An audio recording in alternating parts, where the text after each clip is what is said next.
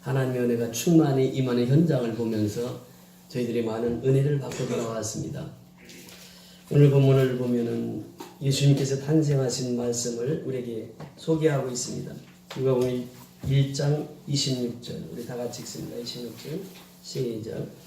요셉 제자리 천사 가브리엘이 하나님의 보내심을 받아 갈릴리 나사렛이라는 동네에 가서, 여기서 보면 제일 먼저 나오는 단어가 6대 딸에 이런 표현을 쓰고 있습니다.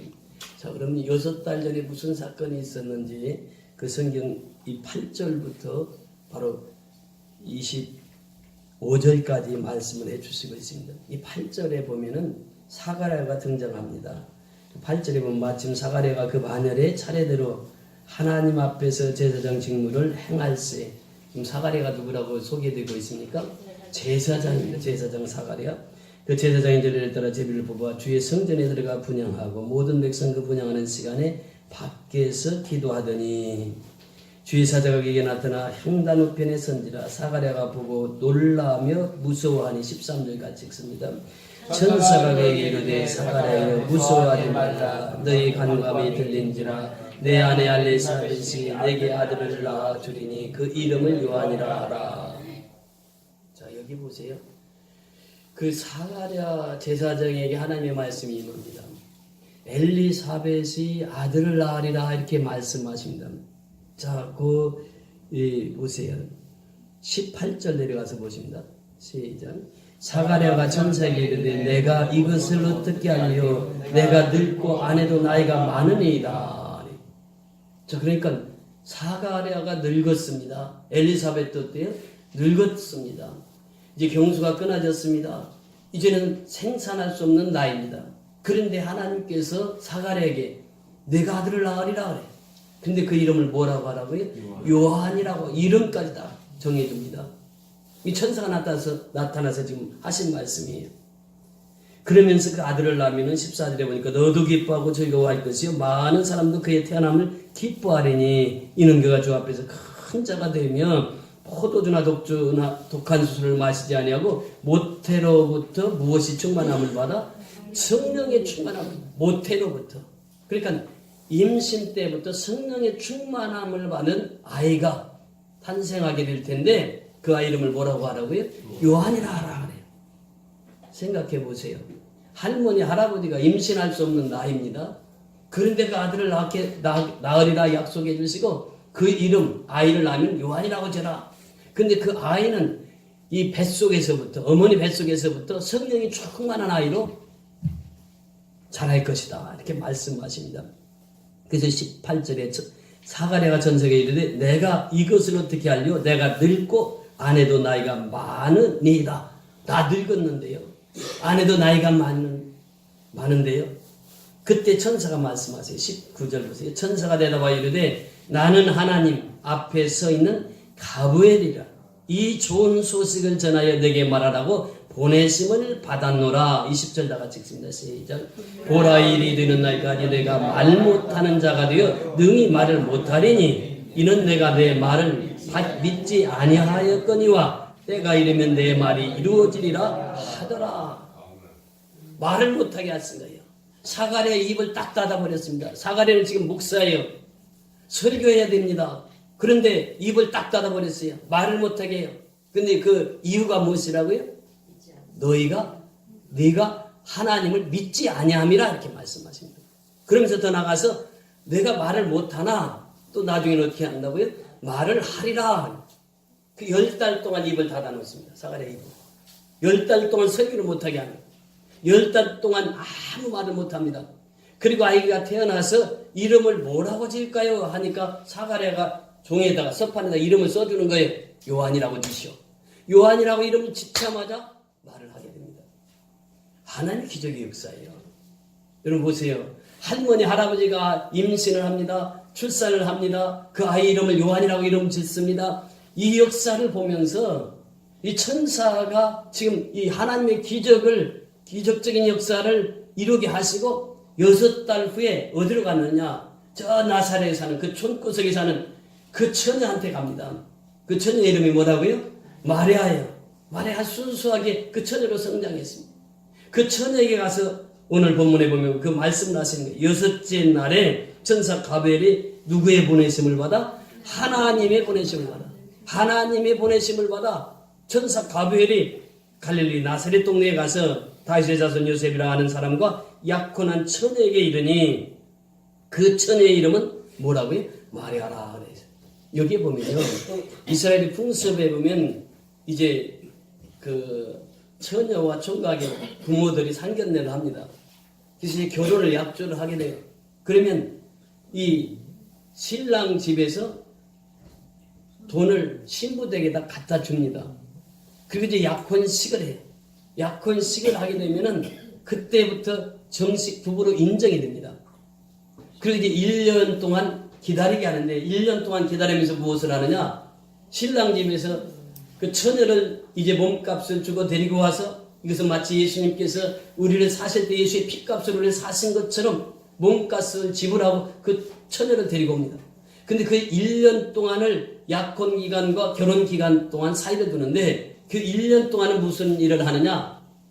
총각 아버지가, 신랑 아버지가 집을 짓습니다. 1년 동안 집을 져요. 집을 져서 아들 부부가 살 수 있는 집을 짓습니다. 그리고 이제 집이 다 완성이 되면 1년 후에 결혼식을 해서 그 자녀들을 살게 합니다. 이 제도가 결혼 제도예요. 이 약혼을 했습니다. 그러면 이때부터는 동침은 할 수가 없어요. 결혼 전까지는. 결혼하고 나서부터 동침이 가능합니다. 그런데 이제 약혼 기간이고 아직 동침을 한 번도 한 적이 없는데 마리아에게 잉태 소식을 알리는 거예요. 그러면서 오늘 본문 28절 아주 중요한 팁을 씁니다. 28절 시작. 그에게 들어가 이르되 은혜를 받은 자여 평안할지어다 주께서 너와 함께 하시도다 하니 은혜를 받은 자여 뭐라고요? 평안할지어다. 은혜 받으면 어떻게 된다고요? 평안해지는 거예요. 그러면서 누가 함께 하시는 것을 느낄 수 있어요? 하나님이 함께 하시는 것을 느껴요. 그러니까 은혜를 받으면 평안해지고 하나님이 함께 하신다는 것을 누리며 살고 임마누엘 신앙으로 살고 그 뜻이에요. 그 은혜 받아야 돼요. 은혜 받아야 평안이 임해요. 은혜 받아야 임마누엘 신앙으로 살아갈 수 있다라고 하는 것입니다. 그 은혜를 받으면 하나님이 나와 함께 하시는 것을 경험하며 살아가는 거예요. 그런데 이 소식을 듣고 처녀가 말을 합니다. 마리아가 말을 합니다. 이 처녀가라고 했는데 더 버진 이런 표현을 써요. 버진 한 처녀가 이런 뜻이고 더 버진 그 처녀가 그런 뜻이에요. 또 여자가 그런 의미도 있습니다. 여기서는 더 그 처녀죠. 그 더 버진 그 처녀가 그런 표현을 씁니다. 이 말을 듣고 놀라 이런 인사가 어쩌민가 생각하며 그래요. 어쩌민가 생각하며 천사가 이르되 마리아여 무서워 말라 내가 하나님께 무엇을 입었느니라? 은혜를 입었느니라. 그러니까 마리아는 이미 은혜를 입은 자예요. 우리가 어떻습니까? 우리가 이미 은혜를 입은 자예요. 그런데 은혜를 깨닫지 못하고 살아가는 것이에요. 그래서 천사가 두 번이나 은혜에 대한 강조의 말씀을 주십니다. 은혜를 받을지어다. 그리고 은혜를 너는 입었느니라 이렇게 말씀하세요. 우리는 다 은혜를 입고 사는 사람이에요. 그래서 그 은혜를 받고 살아가는 것입니다. 입은 사람이 또 은혜를 또 받고 살아가는 것이에요. 이것이 바로 신앙생활이에요. 그러면서 이 말씀하시기를 은혜를 입었느니라. 무슨 은혜를 입었어요? 30절에 보니까 천사가 이르되 마리아여 무서워 말라 내가 하나님께 은혜를 입었느니라. 은혜를 입었는데 31절에 보니까 보라 내가 잉태하여 무엇을 낳는다고요? 아들을 낳으리니 그 이름을 뭐라고 하라고요? 예수라고. 이 미래 시제 동사로 세 번을 강조합니다. 첫째는 뭐라고 말씀하시고 있습니까? 보라 내가 잉태하여 아직 잉태는 되지 않았어요. 잉태하여 그 아들을 낳으리라. 이 미래 시절에 그 이름을 뭐라고 하라고요? 예수라고. 아직 되어진 일은 아니에요. 그런데 잉태되고 또 그 아들을 낳을 것이고 그 다음에 그 이름을 예수라 하라. 미래 시대로 쭉 소개를 하고 있습니다. 이것이 바로 은혜를 입은 자 마리아에게 주신 말씀이에요. 그런데 그 자가 어떤 자가 되느냐? 32절에 보세요. 그가 큰 자가 되고 지극히 높으신 의 아들이라 일컬을 것이요 주 하나님께서 그 조상 다윗의 왕위를 그에게 주리니 그래요. 그 자가 어떤 자가 된다고요? 큰 자가 된다. 큰 자. 예수가 큰 자가 된다 그 말입니다. 지극히 높으신 의 아들이라 일컬어질 것이요. 지극히 높으신 이가 누구입니까? 성부 하나님이요. 성부 하나님의 아들이라 일컬어짐을 받을 것이요. 또 주 하나님께서 그 조상 다윗의 왕위를 그에게 주시리라. 다윗의 왕위. 영원히 멸망하지는 왕입니다. 이렇게 다니엘서 보면 느부갓네살이 꿈을 꿉니다. 머리는 금신상을, 은신상을, 또 동신상을, 발은 철과 진흙으로 된 그 꿈을 꿔요. 꿈을 꾸는데 그 꿈을 해석하는 자가 아무도 없습니다. 다니엘이 가서 그 꿈을 해석합니다. 금신상이 꿈을 해석해요. 그 꿈을 해석하면서 마지막 뜨인 돌이 나타나더니, 산돌이 나타나더니 그 신상은 다 부서뜨렸습니다. 이 뜨인 돌의 역사, 그 세상의 역사를 쭉 말씀하시면서 뜨인 돌, 산돌이 나타나더니 그 우상을 다 부셨습니다. 이것은 무엇을 말씀하고 있습니까? 세계 역사를 쭉 말씀하시면서 세계 역사 속에 예수님이 올 것입니다. 예수님이 오면 세상의 역사를 다 물리치고 하나님의 역사가 세워질 것입니다. 그래서 이 세상의 역사의 주인공은 누구냐? 예수다. 예수. 그 예수는 영원히 멸망하지 않을 것이다. 이것을 지금 다니엘을 통해서 느부갓네살이 꿈을 해석해 주십니다. 그러면서 다니엘서 2장 44절 한 구절을 보십니다. 2장 44절 여기는 다 찾아서 한번 보십니다. 다니엘서 2장 44절에 1234면 다니엘서 2장 44절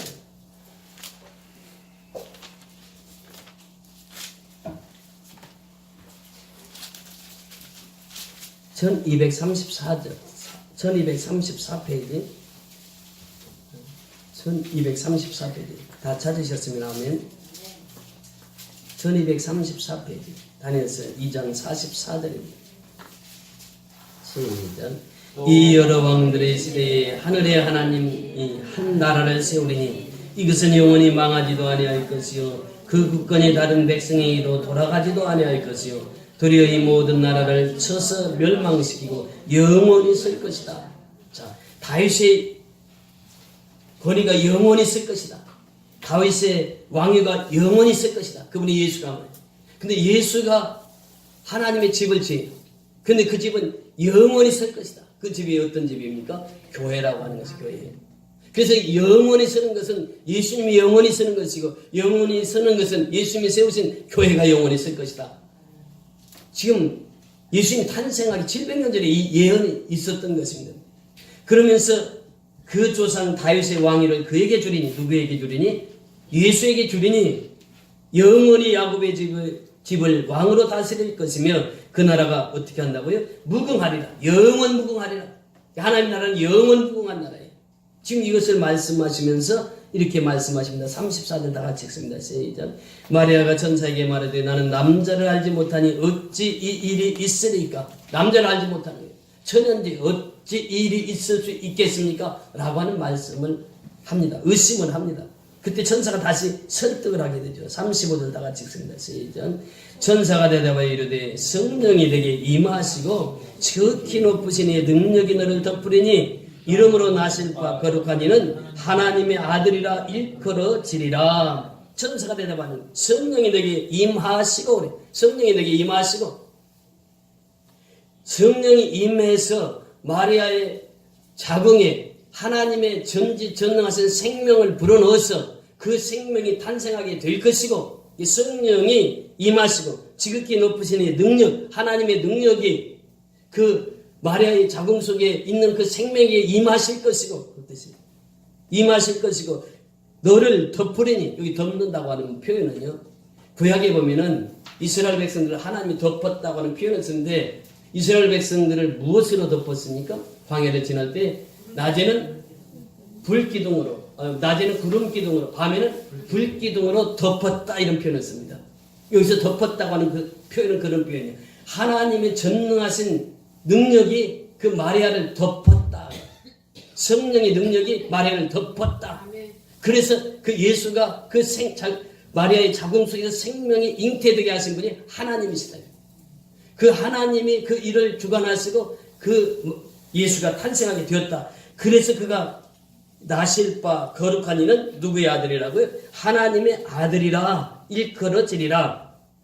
그 36절 같이 읽습니다. 시작. 보라 내 친족 엘리사벳도 늙어서 아들을 배었느니라. 본래 임신하지 못한다고 알려진 이가 이미 6달이 되었느니라. 이것을 지금 증명으로 보여주신 천사가 봐라 그 친족이거든요. 엘리사벳과 사가랴는 친족이에요. 그런데 그 할머니가 임신했잖냐? 벌써 6달이 됐단 말이에요. 임신해가지고. 이 사건은 지금 하나님이 하신 일이 아니겠느냐?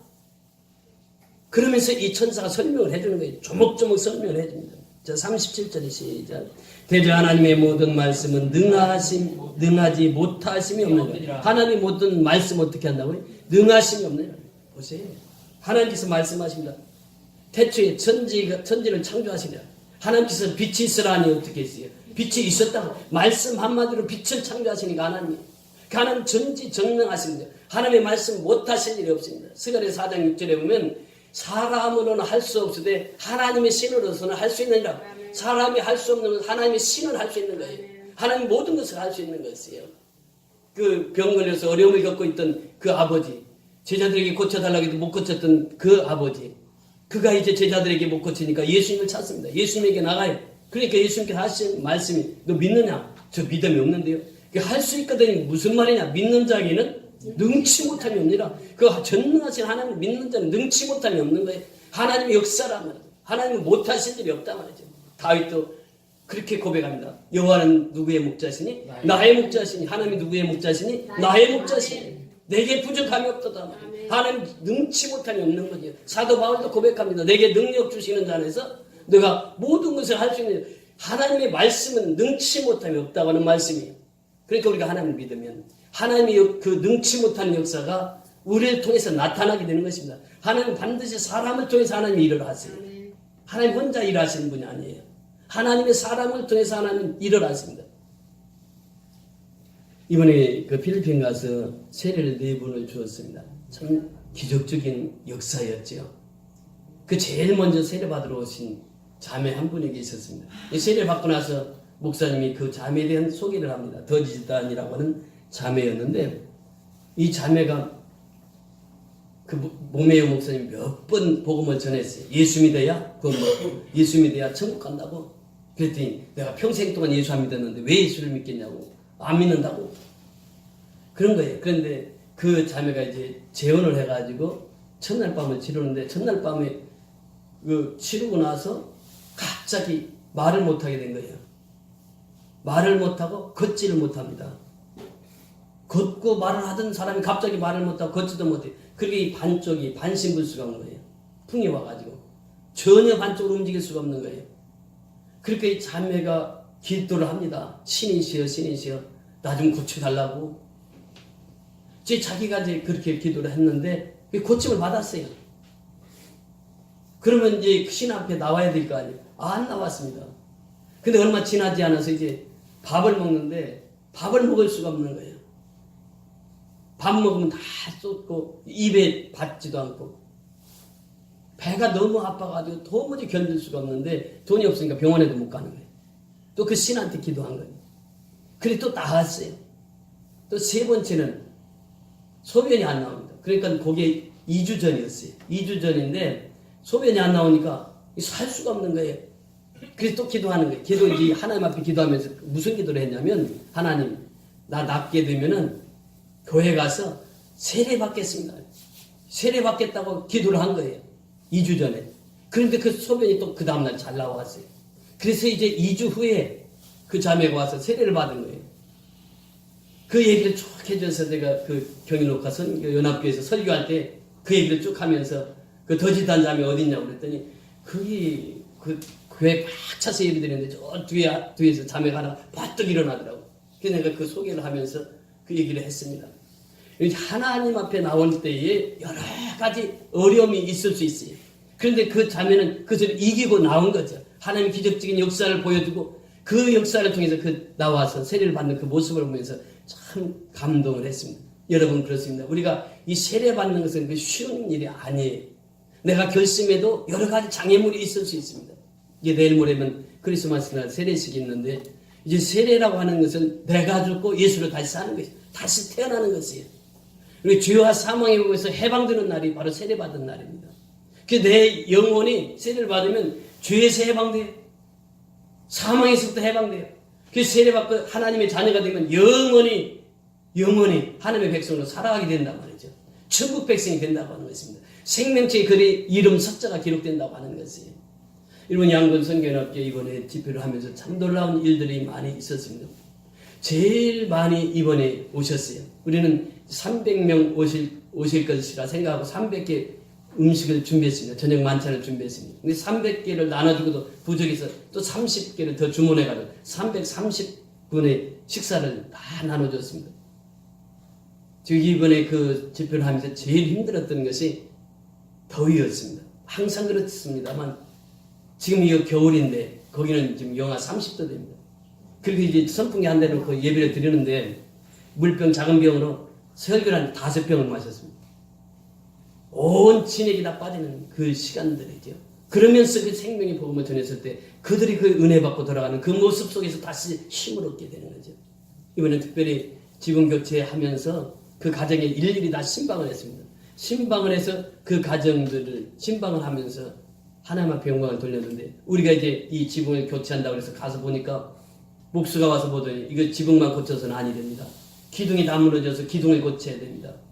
그 기둥을 고치려고 이 기둥 고치라고 하고 이제 신방하려고 이제 그 가정을 들어갔습니다.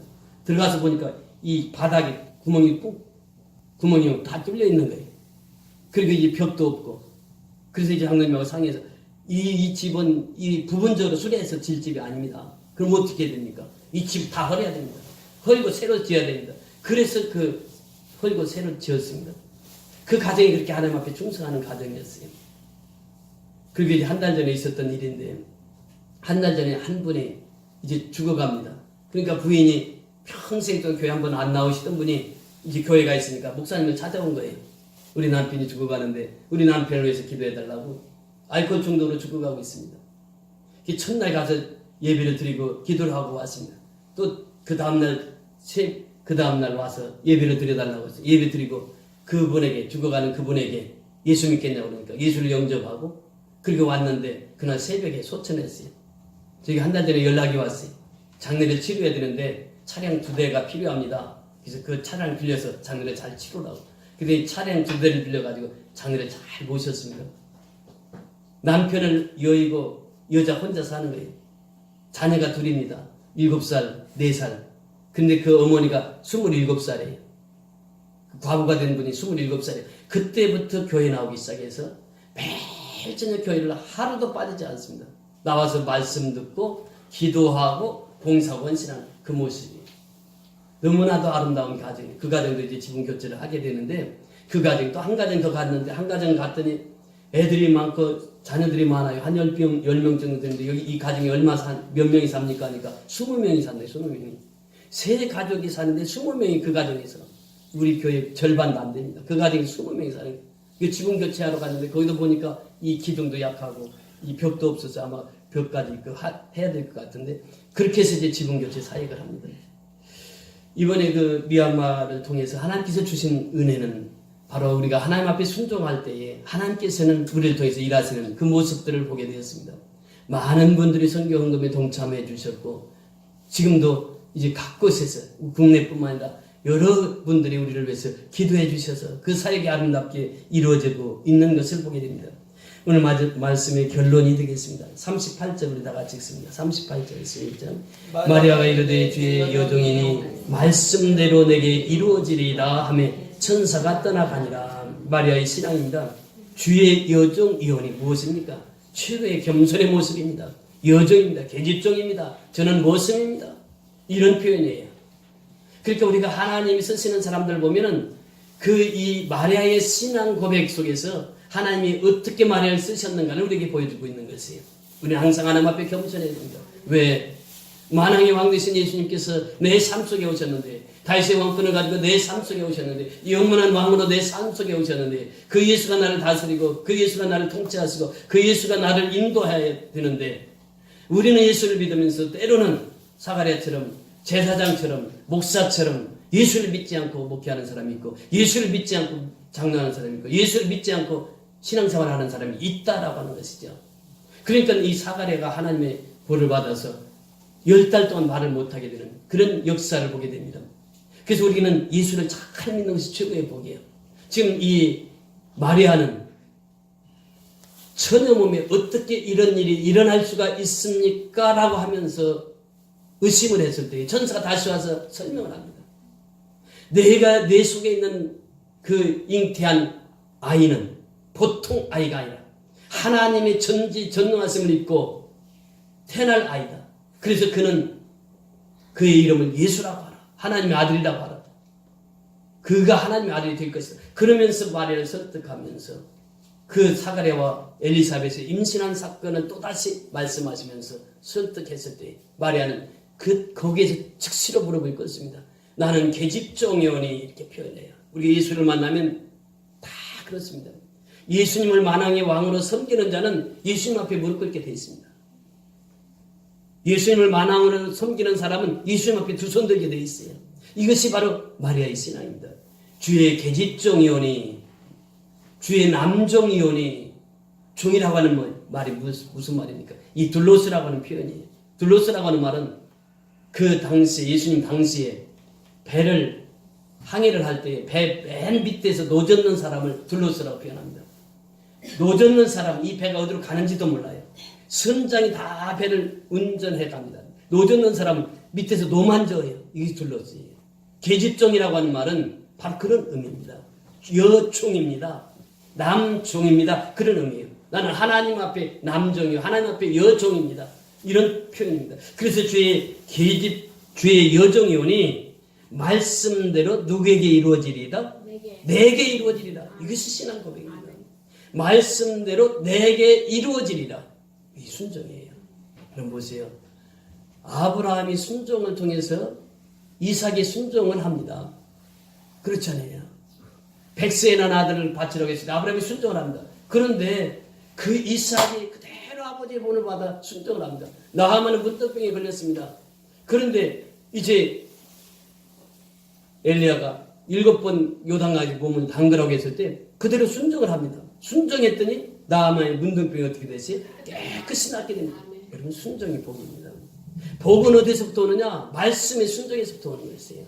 말씀을 듣고 순종하면 그 복 있는 사람이에요. 마리아가 어떻게 이런 복을 받았느냐? 순종했기 때문에 복을 받았다라고 하는 것입니다. 오늘날도 역시 마찬가지입니다. 하나님 하시라 하면은 그대로 순종만 하면 돼요. 우리 선교연합교 특징이 뭐예요? 그대로 순종하는 거예요. 순종하니까 하나님께서는 우리 선교연합교를 통해서 양곤 선교연합교를 세우게 하시고, 또 경일록가 선교연합교를 세우게 하시고, 또 개척교를 세우게 하시고, 이것이 바로 순종을 통해서 이루어진다고 하는 것입니다. 오늘날도 역시 마찬가지입니다. 하나님께서 우리에게 말씀하세요. 말씀하시면 그 말씀을 우리가 듣고 그대로 순종할 때 하나님의 위대한 역사는 이루어지게 되는 줄 믿습니다. 저는 따로 목사님의 신앙 고백을 통해서 참 눈물을 흘렸는데, 이번에 저에게 그런 고백을 합니다. 목사님, 저희 가정이 하루라도 편하게 잘 수 있게 기도해 주세요. 그러면서 한 말이 바로 그 옆집에 있는 사람이에요. 옆집에 있는 사람은 술을 먹고 알코올 중독자입니다. 이번에 가서 보니까 이번에는 술을 안 먹어서 그런지 정상적으로 장작도 패고 그러고 살림을 하는 저 사람입니다. 그래. 그 한 달 전에 온 거예요. 와가지고 술을 먹고 와서 그 야자 자르는 그 칼을 들고 온 거예요. 칼을 들고 와서 자는데 목사님 목에다 딱 칼을 대는 거예요. 칼 대고 돈 내놓으라. 술값 내놓으라 그래. 어떻게 해요? 줘야지 어떻게 살아야 되니까. 그런 위험이 계속 도사리면서 그 동네 자체가 그런 동네이기 때문에 너무 힘든 것이에요. 하루하루 산 자체가 힘듭니다. 그런데 거기에서 그렇게 사역을 해요. 나이를 물어보니까 37살이. 근데 어머니 나이가 54살입니다. 자기를 17살에 자기를 낳았다는 거예요. 그래서 어머니 나이가 나보고 한참 밑에 있더는 나보고 아버지라 하라 그러니까 아버지라고 하겠다고 했는데, 사실은요, 그 현장에서 목회하는 것이 그렇게 힘들고 어렵습니다. 근데 거기서 그 목사님 부부뿐만 아니라 가족이 가서 사는 거예요. 애들이 삽니다. 이제 난 아이도 있고, 또 초등학교 5학년짜리 아이 있고, 또 중학교 2학년짜리 딸이 있고, 중학교 3학년짜리 딸이 있습니다. 그 가족이 거기서 살아요. 근데 위험이 항상 도사립니다. 얼마나 위험한 지역인지 몰라요. 그런데 그걸 지키고 그 사명을 감당하고 있어요. 우리 여러분 기도할 때마다 따로 목사님 가족을 위해서 특별히 기도해 주셔야 됩니다. 그 가정이 다치기라도 하면 어떻게 합니까? 항상 그들을 위해서 매일처럼 예배를 해요. 매일처럼. 그 목사님 고백이 하루에 5시간씩 기도하고 말씀 보고 찬양한다. 그렇지 않으면 그것을 있을 수가 없다. 그 사역을 감당할 수 없다라고 하는 것이에요. 여러분 기도할 때마다 양군 선교연합회를 위해서 기도해 주시고, 그 목사님 가정을 위해서 특별히 기도해 주시기 바랍니다. 그 사역이 잘 이루어질 수 있도록. 그러니까 하나님의 기적적인 역사가 계속 양군 선교연합회를 통해서 나타나잖아요. 계속 기도해 주시고, 우리 마리아처럼 순종하는 믿음으로 우리 선교연합회 모든 성도들이 정말 하나님 앞에 귀히 쓰임받는 저와 여러분이 나아질 수 있기를 주의 이름으로 축원을 드립니다. 나가